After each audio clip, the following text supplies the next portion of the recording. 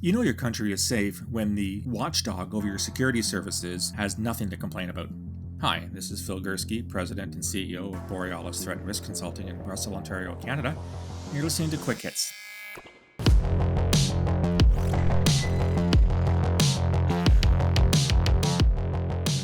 Okay, came across this article on the CBC this morning. This is December the 12th. It was actually posted on December the 11th. Headline, CSIS use of geolocation data could be unlawful, says Watchdog. CSIS, of course, is the Canadian Security Intelligence Service, where I toiled for 15 years as a counterterrorism analyst. The article goes on to say the Canadian Security Intelligence Service's use of publicly available geolocation. Let me underscore that. Publicly available data without a warrant may have broken the law, according to what's called the National Security and Intelligence Review Agency, or NSIRA, which tabled its first report to the House of Commons on Friday. It says the review found that there's a risk that CSIS breached Section 8 of the Charter of Rights and Freedoms, which protects against unreasonable search and seizure. Okay, let me unpack this for you, shall I? The CSIS, which is the National Security Intelligence Service for Canada, had reasonable grounds to suspect there was a threat to national security as defined in Section 12 of the CSIS Act, which dates from 1984. Reasonable grounds to suspect somebody was doing something nasty, which gives it full legal authority to run an investigation. Oh, and by the way, if the nastiness continues, CSIS can do a whole host of things like recruit human sources to provide intelligence. It can apply for a federal court warrant to intercept private communications. It can undertake surveillance, physical surveillance, and it can liaise with domestic and foreign partners just to see how nasty the nastiness is. According to the NSIRA, this watchdog, brand new watchdog, the fact that CSIS used publicly available information, geolocation data, without a warrant may violate Canadian law. What the hell is wrong with these people? Okay, full disclosure. I looked at who is on the NSIRA, this new council, and not a single person, to the best of my knowledge, has any background in security intelligence. There's a couple profs, there's a couple MPs, blah, blah, blah. It looks like a couple folks with legal backgrounds, but no one ever worked at the coalface in intelligence. No one did an investigation. No one was responsible for helping to keep Canada safe.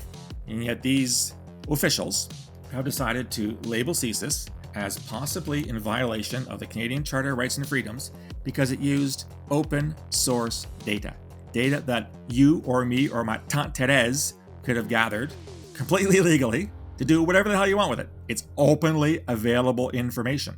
Why in God's name would CSIS need a warrant to use openly available information? Let me put this in context for you.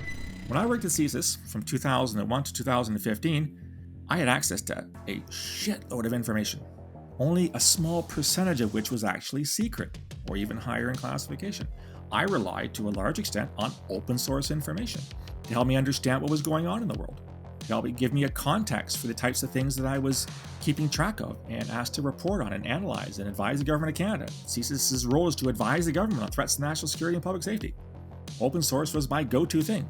So NSIRA is now suggesting that if I had, Googled NSIRA, I needed a warrant to use the information if I was writing a report on the uselessness of the NSIRA? Is that the road we're going to go down? As a colleague of mine wrote this morning, she too was following this information, and she was an investigator. I was just an analyst. She was an actual intelligence officer doing investigations. She said she relied on open source information all the time. And now this august body of parliamentarians is suggesting that CSIS needs a warrant to get a Google account? To look at Firefox? Internet Explorer? What kind of lunacy is this? You know what here's the problem, guys. In a country like Canada, which is a really, really safe country for the most part, we don't have levels of crime, levels of violence that many parts of the world are unfortunately all too often beset with. We're the peaceable kingdom, as people like to call us. It's not to say we don't need CSIS, and that we don't need the RCMP and other law enforcement agencies to help keep us safe, but you know what? We're doing pretty well. So for the NSIRA to point this out as a problem merely emphasizes, as far as I'm concerned, just how safe we are and just how little there is to do at this new National Security Intelligence Review Agency. In other words, they're not worried about threats to national security because either A, they don't understand them, I guess the answer to that is probably true. B, they trust CSIS and the RCMP to take care of it, although this report suggests maybe they don't. Or C, they've got too much time on their hands, and therefore they're looking for things to write about. They're looking for excuses to take CSIS and its partners to the bar and say, you guys did wrong, we're going to slap your wrist. We're going to say that you're violating the Charter of Rights and Freedoms. Can you imagine any other country where terrorism is unfortunately a daily occurrence for their national security oversight bodies to worry about this kind of crap? Absolutely not. The bottom line is we're talking about publicly available information. And this report suggests that openly available information that my dog can use if I had a dog. I don't have a dog, but if my dog was smart, he could use it. Needs to apply to a court just because it's CSIS, they need a warrant?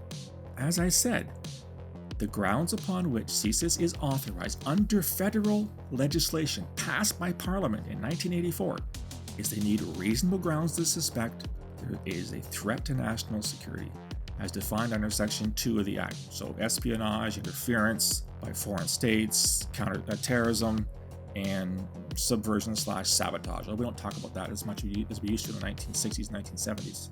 That's all CSIS needs. Yeah, if it wants to go after private communications, i.e. someone's telephone calls or someone's private messaging or someone's emails, yeah, they got to get a warrant. They have to go to court. And I've met many of my former colleagues who act as affiants in the court, had to demonstrate to a judge that CSIS required these powers. It required this access. And it was a very high hurdle to pass, as it should be.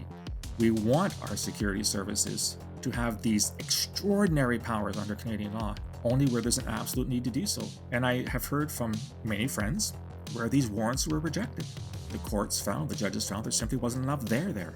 And that the service, which is what we call CSIS around town, didn't show the absolute need to have it. Go back to the drawing board, come up with more information, come back and reapply. Convince me that you need this power, because I'm not giving you today. But open source information? This is a joke. This is an absolute joke, and it really, to me, calls into question just what the hell this body is even there for. Now, I haven't read the whole 92-page report. It's the first report of this new agency. I might not. I scanned it. It looks pretty boring to me. But I think Canadians have a legitimate question on their minds right now. If the worst thing that we have to worry about when it comes to what CSIS does here in Canada is that they're using open source information without a warrant, we have to be the luckiest planet in the known universe. Because there are lots of intelligence agencies in other parts of the world that, shall we say, do things a little more problematic, like torture people, or kill them, or throw them into holes in the ground for months or years at a time. Okay? Those are problematic behaviors for a security intelligence service. Using Google or geolocation data ain't one of those. I don't know what this body thinks it is. As I said, it really strikes me as a very inept and not very knowledgeable agency when it comes to national security, which raises the question why we have one in the first place. I do think we need oversight. By the way, 2/3 of the CSIS Act is devoted to oversight. Only 1/3 talks about what it can do. The other 2/3 talks about what it can't do. It has to be the most oversighted, overseen, oversought, overseed, I don't know what the participle is, agency in the world. And this is the best that agency can do in its first report. It's a waste of my time, it's a waste of your time, and it's a waste of taxpayers' money. Anyhow, that's what I think. Love to hear your way out on this. Should CSIS need to get a warrant to use Google? Is that a reasonable expectation of a security intelligence service? Let me know. You can reach me on email, borealisrisk@gmail.com, or on Twitter @borealissafes. Find me on LinkedIn and on Facebook. If you want to subscribe to open source data, by the way, free of charge, go to my website, borealisthreatandrisk.com, hit the subscribe button, provide your email address. You'll get free daily digests of all the information, as well as some special stuff that'll be available only to subscribers in the very near future. Love to hear from you, what you thought of this podcast and others, ideas for future ones. I'll talk to you again soon. Until then, stay safe.